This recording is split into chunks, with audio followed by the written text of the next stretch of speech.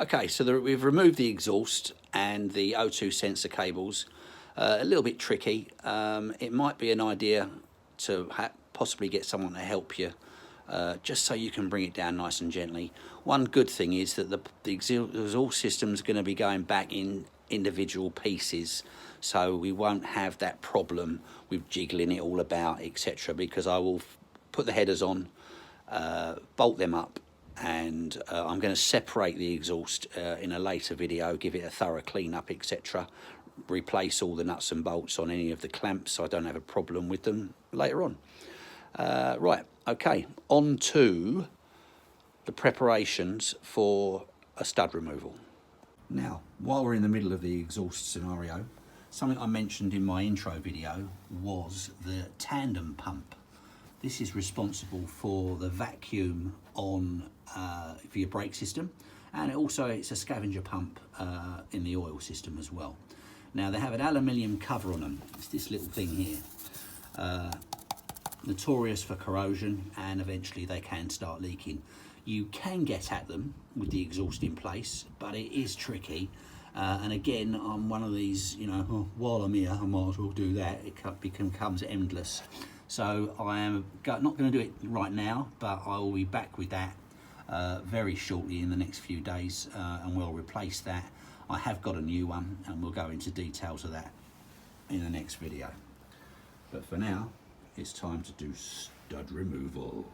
Okay, it's time to crack on with the stud removal, and I'm going to show you a bit of kit that I've chosen to assist me in the job. Here we have the Stormski Racing stud removal kit.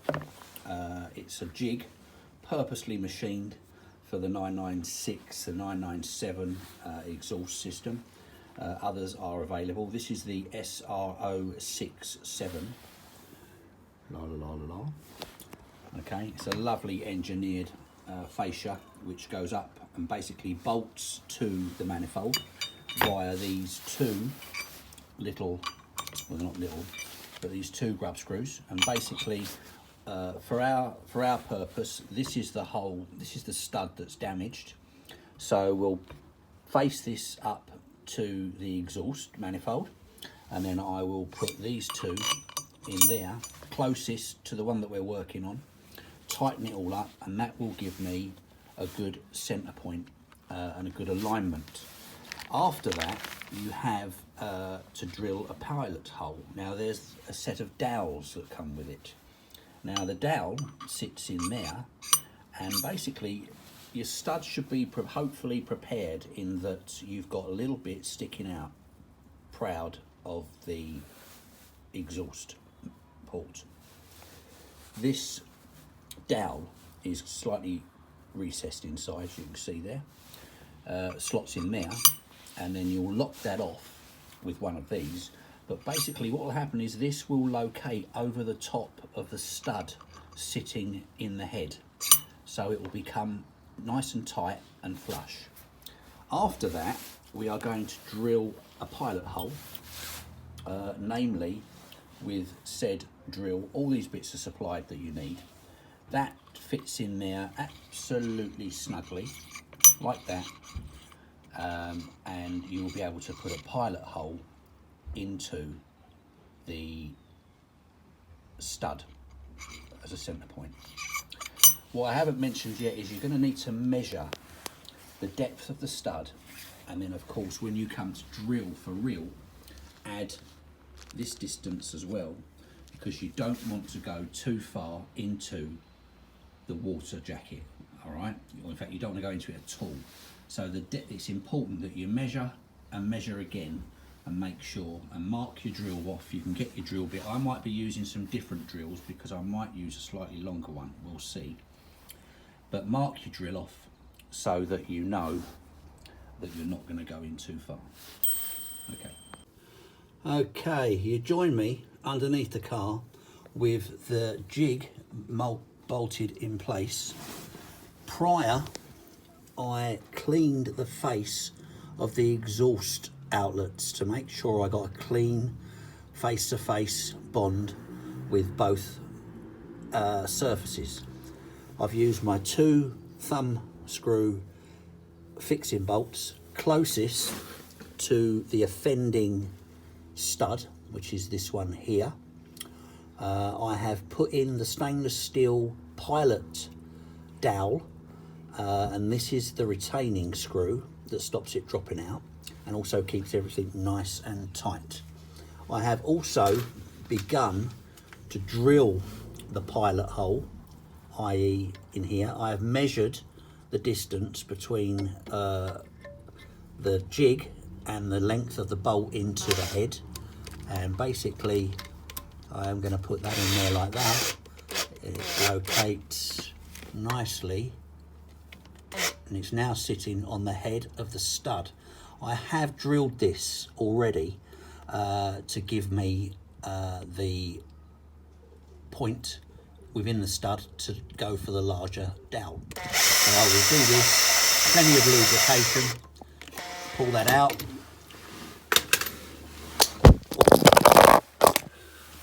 Do apologise, appear to have dropped the old device. Right, there you go.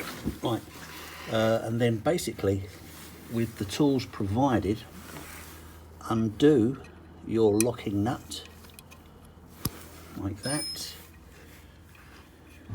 screw it, okay, and you should be able to pull the dowel out. If you can't, then you will need to loosen your 2 fixings here, just a fraction. Yeah, loosen them just a fraction so it can move like so, and then the dowel will drop out. Now I will try and show you what we've achieved so far. If you can see up there, you can just make out the stud with a pilot hole drilled in it. The light's glaring a little, but that's where we're at so far. So the next step will be to put the next size dowel in, namely the hardened steel one, which is 17/64, if I remember correctly.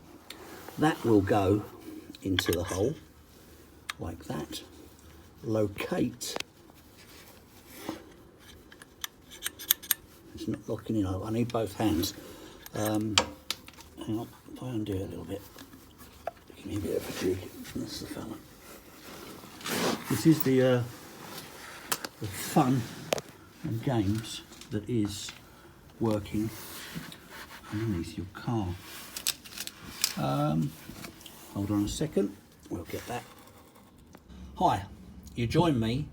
We have, after completing the pilot drilling, you start off. Oh, this torch drives me mental, but anyway, we won't go into that right now. We start off with the stainless pilot drill, which locates over the raised stud in your head. You then go over to the hardened steel pilot in here with the retaining screw, and I measured it to be the total distance, including the stud and the jig, 53 millimeters. So I pulled it back to 52 just to be on the safe side. Every millimeter counts. And I've drilled my pilot all the way up to 53 mil, stopping regularly, cleaning out the hole, cleaning out the drill and lubricating it. Take your time, use force, but do it slowly. But make sure you clean it out regularly. Like I say, run for a few seconds, withdraw it, clean it, put it back. You'll know when you're there. Now I'm into the hardened steel 17/64 drill, namely and I have measured it to the measurement of 52 mil, 52, 53. Do check it. I'm pretty sure I'm spot on with it. as long as you don't go any further, you'll be fine. And now I'm going to attempt to drill right through the 17/64 will take me just to the edge of the existing bolt, hence leaving the thread inside the head. So what I'll look for, or hope to find, when I remove this after drilling is purely and simply I should have almost what is a flush hole, and then it'll be down to pulling out the old thread from the female thread, and we should be there. Anyway, let's see how we get on. Okay, using the 17/64, I've drilled through to 52 millimeters, and you can actually feel, you know when you're there. The last knock-ins, don't push too hard, and you'll know when you've reached the end of the port. So I'm about to remove it now. I'm going to try and do it while we're still running. But it's been very awkward doing it upside down and trying to film it. So what I should be left with is basically a clean hole within reason. Oh, there's one out. Hold tight a minute.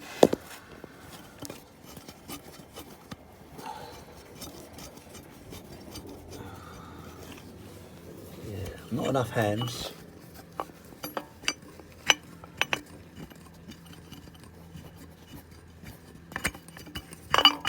And there she goes. Okay. So now then, let's have a look. Yeah, there's the burrs there. I have to clean that up a little bit. But yeah, basically what we're left with is the studs removed. I'm going to clean the hole up a little bit and aim to get the thread out that's left inside and rerun a tap, an M8 tap down it to clean it up. And we'll check that out in a few seconds. After removing most of the thread from the female thread in the head, I decided to run the tap down it anyway. It comes with the kit, you might as well use it. Basically cleaning out everything. I'd go in a little bit, bring it out, clean it, get rid of the debris, go back in, make sure you didn't have anything up there unnecessarily. I'm about to remove it, hopefully for the last time, which I'll try and do now for you. I used some, I suppose they call them dental picks, basically to clean the thread out. The tap, you need to use the jig for the tap because it has its own shroud, a stainless steel one, which you put in there. Again, keeps it all perfectly straight. Take your time, do it nice and slowly, plenty of lubricant, and you're away. Let's have a look and see what we've got as a finished product.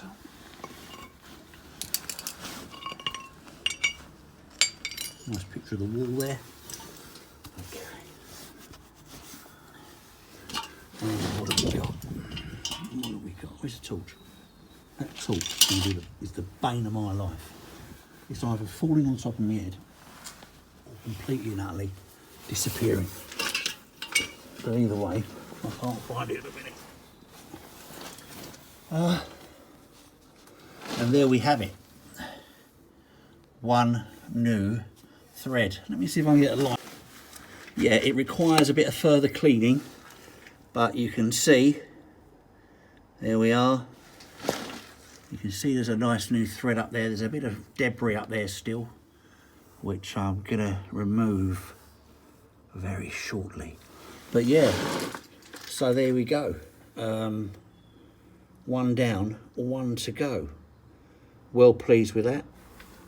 Like I say, take your time, plenty of lubricant, line everything up, measure it, and everything should go as well as that. In real time, I suppose that's taken me a couple of hours. Like I say, I couldn't video everything because when you're holding that drill, you need to make sure that you are getting everything straight and sturdy. That's it for the minute. Okay, I've given it a final clean out, made sure I got everything I could out of that thread. I did run the tap down it one more time, but by hand, which was good. Give me an idea. The fact that everything's nice and easy. And so now all I'm going to do is just try a new head bolt in there. If I can jiggle that around like that. Okay, so I've got the new head bolts with me. There you go. It's just, I haven't got a spanner on me. But yeah, that's all right. That's going up there. There's still a little bit of debris in there. I'll continue to clean that out. But yeah, there it goes. Beautiful. Loving it. Look at that. Never have imagined that that would have worked so well as it has. But anyway, that's the jig. To be honest, on to the next one.